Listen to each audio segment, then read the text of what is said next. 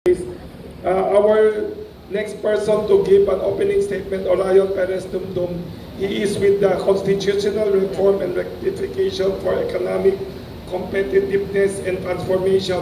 May mga proposals siya for our two leaders here, si Mr. Ben Tulfo and Dr. Cecilio Pedro. Baka the two of them as leaders in their different fields could help the OFW and micro small businesses.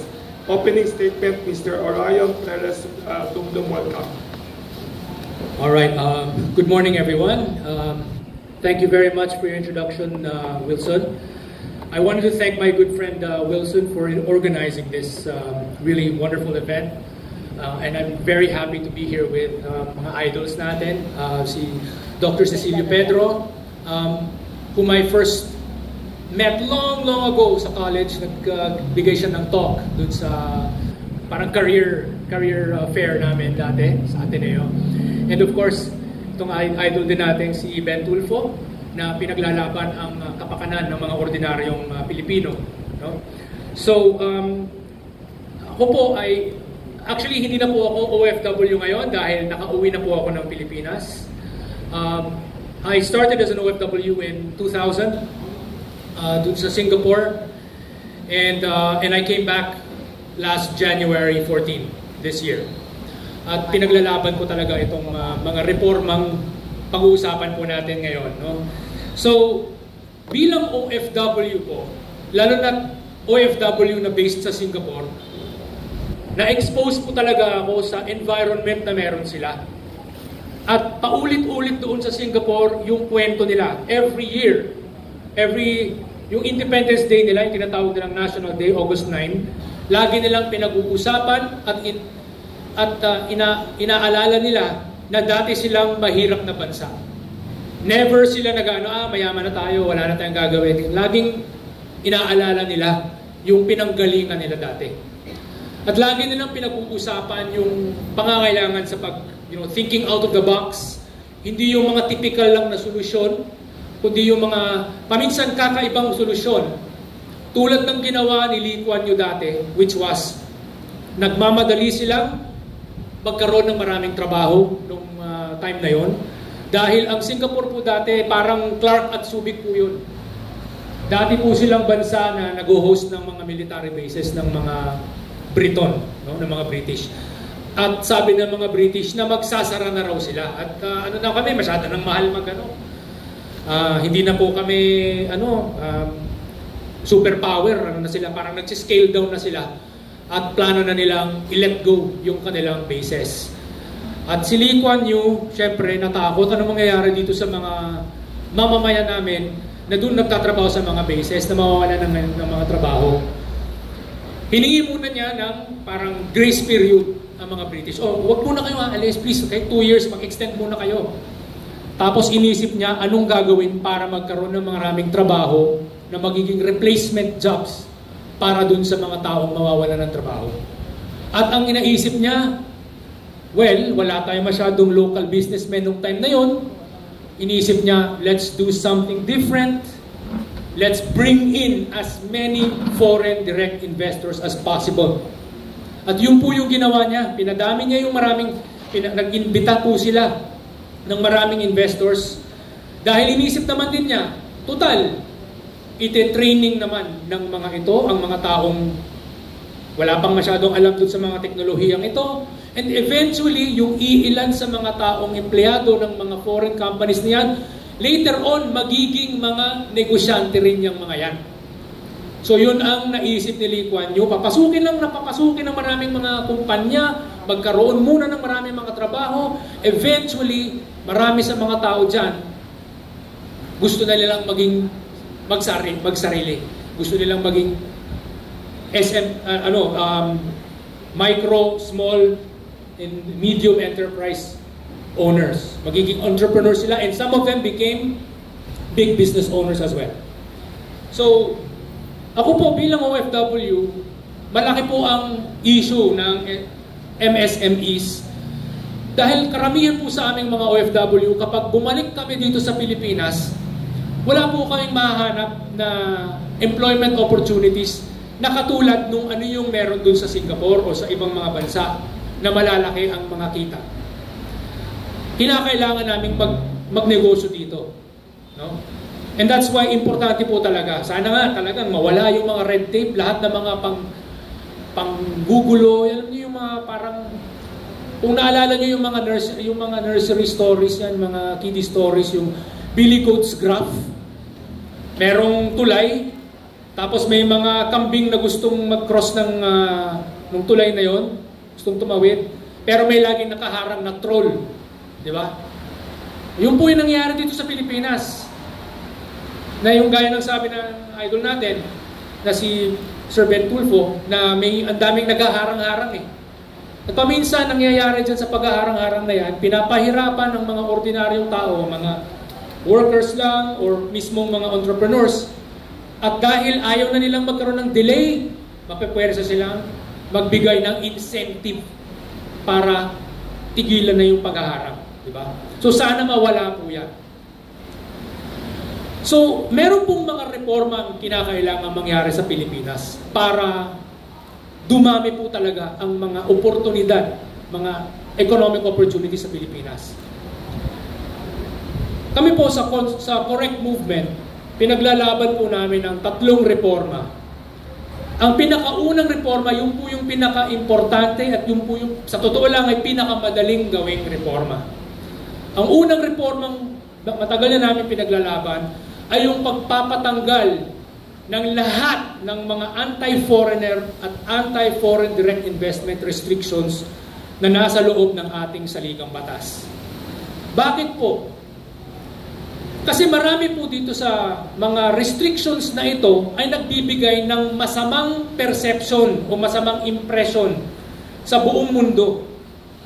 Nakikita ng ibang bansa na ang Pilipinas, ang kaiisang bansa dito sa rehiyon na ito, na may mga explicit numerical anti-foreign direct investment restrictions sa loob ng saligang batas. Tayo lang ang may ganyan. Tayo lang. Walang ibang bansa sa Southeast Asia o pati na rin siguro sa Asia ang may ganyan sa saligang batas. Tayo lang. Lahat ng ibang mga karatig bansa natin, Thailand, Indonesia, Singapore, Malaysia, Vietnam, pati Cambodia, pati Myanmar, wala silang mga ganyan sa kanilang saligang batas. Tayo lang. At dahil dyan sa anti-foreign direct investment restrictions na yan, meron pong nagagawang general impression or general perception, which is we are a closed economy na paminsan-minsan ay nagpapahintulot na, sige, pwede kayong pumasok, pwede kayong pumasok. Parang gano'n na nangyayari. We are closed, what they think, it's not necessarily the reality. Pero ang tingin nila sa atin ay we are generally closed with a few exceptions na parang, sige, pwede rin kayong pumasok kung gusto nyo. Compare that to other countries in the region na ang kanilang estilo ay wala silang ganyang mga balakid sa kanilang saligang batas. Ang general perception sa kanila ay generally open with a few restrictions. So, ito po may pinagkaiba ang Pilipinas sa kanila. Sila ay generally open with a few restrictions. Tayo generally closed with a few allowances or a few permissions. Parang yun yung general na impression na meron sila. Ano ba ang tigre? Ano ba ang tigre? Ang tigre ay isang pusang orange, yellowish orange, na may black stripes. Hindi po siya malaking pusa na black na may orange or yellow stripes. Hindi po siya ganun. It is a orange large cat with black stripes. Diba? Ganun ang tawag nito, zebra. Zebra ay parang white horse with black stripes rather than a black horse with white stripes. Dalmatian is like a white dog with black spots. What am I getting at? Ang Pilipinas ay parang reverse nung ganon. Tayo, itong mga bansang ito, iba, yung mga karatig bansa natin, para silang green colored sila na may konting stripes na red. Alalahanin po natin yung mga kulay na yan, green at saka red. Kasi yung po yung mga kulay ng traffic light, di ba? Green, go. Pwedeng dumaan, pwedeng pumasok. Stop, yung red, di ba? So, yung ibang bansa, generally green na may konting stripes. Meron mga konting restrictions. Tayo, ang tingin ng ibang bansa, ang tingin ng ibang mga multinational companies, other corporations, bakit sila umiiwas sa Pilipinas, ay tingin nila sa atin ay parang generally red with a few green stripes. So, reverse po tayo. Para mabago natin ang impression na yan, kinakailangan po talaga nating tanggalin, i-remove, i-delete, i-obliterate ang mga anti-foreign direct investment restrictions na yan sa ating saligang batas, dahil yun po ang nagiging unang balakid kung bakit tayo natatanggal doon sa mga shortlist ng mga kumpanya. Kasi ang mga kumpanya, mga foreign companies, hindi po sila nagtitingin sa Pilipinas lamang. Tumitingin sila sa buong region. Tapos kinukumpara tayo sa iba't ibang bansa at nakikita nila, ay, Pilipinas lang ang iisang bansa na may ganyang mga balakid, mga ganyang sagabal sa kanilang saligang batas. Hindi na nila bubusisiin yung mga detalye. Makita lang nila yung mga Article 12, Section 10, Section 11, Section 13, everything else na anti-foreign direct investment. Nakikita nila, yung mood nila ay ayaw pala nila na pumasok ang mga foreign investors. Huwag na lang tayo sa Pilipinas, doon na lang tayo sa Malaysia, doon na lang tayo sa Singapore, doon na lang tayo sa Thailand, doon na lang tayo sa Vietnam, etc. etc. Kaya tayo natatalo. Kaya tayo natalo ng Vietnam. No? So yun po, kailangan talaga nating tanggalin yung mga yan. Now, number 2 sa mga reforma. So yung pinakauna, yung pagtatanggal ng foreign direct investment restrictions sa ligang batas. Ang number 2, hindi naman po pwedeng lahat ng mga investors pag nagsidatingan na ay sa Metro Manila lang pupunta. Ang gusto po natin ay ma-distribute po yan sa buong Pilipinas, sa iba't ibang parte. At doon po pumapasok ang federalism. Ang federalism po ay isang istruktura na kung saan ay mai-empower natin ang mga regional and provincial governments na sila mismo ang makakapaggawa ng magagandang policies, pwede rin nilang pababaan ng taxes nila, whatever. They can create good policies that will attract investors, both local and foreign, to go to their areas. Yun po yung nangyayari sa ibang mga bansang federal. Pagandahan sila ng kanilang mga economic policies at paminsan yung sinasabi ng mga ibang mga kumpanya, ay dyan na lang tayo kasi murang taxes dyan. O dyan na lang tayo, marami silang benefits, etc. para sa mga kumpanya or something like that.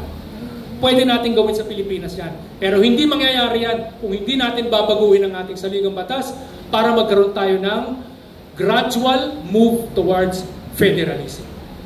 Last but not the least, sa mga reforma, kinakailangan talaga natin ng magandang form of government. More efficient form of government. Yung form of government na may maraming nakabantay para kapag may katiwalian ay madaling maaksyonan. Kapag may leader na nagkakamali na talagang sobrang palpak, pwede siyang palitan. O kung nagkataon, na katulad nangyari kay Biden sa States, nagiging ulyanin na, pwede siyang palitan. Yung po yung parliamentary system. Ang problema po dito sa Pilipinas, marami po ang nagkakalat ng fake news na pinapamukhang mali, pinapamukhang masama ang parliamentary system. Pero ako po bilang OFW na galing sa Singapore, nakita ko po kung paano gumana ang parliamentary system dahil yun po ang gamit nila sa Singapore. Sa aking mga pagiging IT professional, regional lang role ko dati, marami din akong napuntang ibang mga bansa sa area, pati Australia, New Zealand. May mga long-term projects ako doon. Nakita ko nga talaga kung paano gumagana ang kanilang mga sistema. Pinag-aralan ko ang kanilang sistema at nakita ko talagang mas maganda. At may maraming mga international political scientists Majority ng mga international political scientists na tanyag, pare-parehong sinasabi, mas maganda ang parliamentary system kaysa sa presidential system. Pagmasdan ninyo, magano tayo ng pinaka-richest countries in the world versus the poorest countries in the world. Top 30 versus least, the worst 30, bottom 30. Majority ng mga nasa top 30, naka-parliamentary system. Majority ng mga nasa bottom 30, naka-presidential. Simpleng-simple lang. Tapos pag ginawan pa natin yan ng statistical regression analysis, kitang-kita talaga kung ano talaga ang resulta. Mas maganda talaga ang parliamentary system. Sana po pag-aralan po natin yan. Huwag po tayong matakot sa mga sinasabing extension. Puro fake news po yan.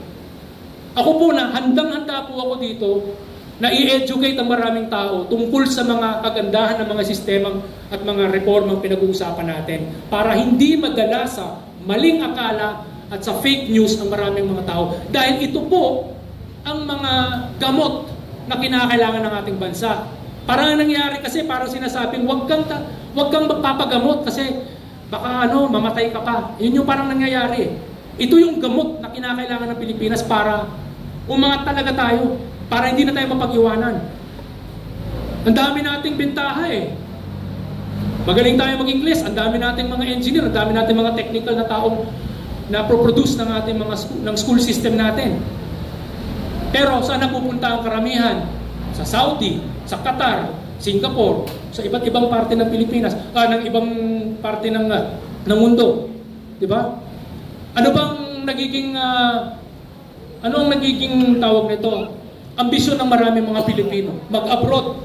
Hindi lang sa mag-abroad ng pagiging OFW ngayon, ha? Ang mag-migrate sa ibang bansa, yan ang nangyayari. Pero kailangan natin baguhin ito. Hindi ito magbabago kung hindi natin babaguhin ang ating saligang batas na, I'm sorry to say, minadali noong 1986. Sad to say, 1986 was when we were writing this defective 1987 Constitution.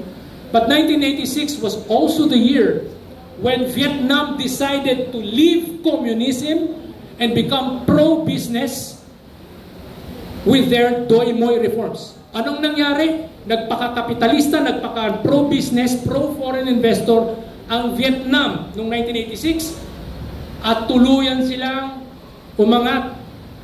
Late 2021, naunahan tayo. Hihintayin ba natin na maunahan tayo ng Cambodia, Myanmar at saka Laos bago tayo kikilos? Baguhin na po natin ang saligang batas.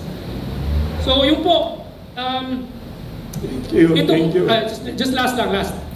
Yung mga sinasabi ko tungkol sa pagpapasok ng foreign investors, importante po yan dahil pag pumasok ang mga foreign investors, big companies, nakakatulong po sila sa pag-create ng maraming oportunidad para sa mga small and medium sized o micro, small and medium sized.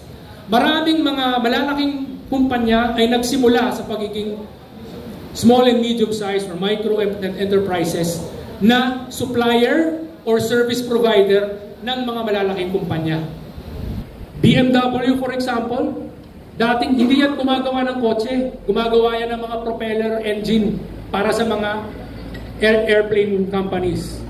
No? May maraming ganyan. Ang happy supplier ng multinational. Yes, dati that's right. Ang Happy dati, Happy Toothpaste, dating supplier ng aluminum toothpaste tubes. For multinational. Ganun dati, for multinational companies. No? So ganun, nagsisimula usually somewhere. Ang BYD, Build Your Dreams, na Chinese company na gumagawa ng electric vehicles, hindi po yan car company dati. Dating tagagawa lang yan ng mga baterya para sa mga cellphone at saka sa mga computer. So, maraming mga ganyan nagsisimula bilang supplier o service provider para sa ibang kumpanya, and later on, dahil nakapag-develop sila ng skills, ng knowledge, or nag-expand sila, naging super mega business na rin sila. So yun po, kinakailangan natin ng maraming mga reforma para gumanda ang environment, ang business environment para sa lahat ng mga businesses, lalo na sa mga nano, micro, and small and medium enterprises ng Pilipinas. para sa lahat ng mga Pilipino, para sa ordinaryong Pilipino, sa mga OFW na bumabalik, para hindi na natin kinakailangang mag-ibang bansa. Alright, so yun lang po, correctphilippines.org kung gusto po ninyong pag-aralan yung mga sinasabi natin, correctphilippines.org para malaman ninyo tungkol sa tatlong mga reformang sinabi ko. Pagtatanggal ng mga foreign direct investment restrictions, evolving federalism, at paglilipat sa mas malinis, less corruption-prone parliamentary system. Maraming salamat po. Thank you to all our three speakers for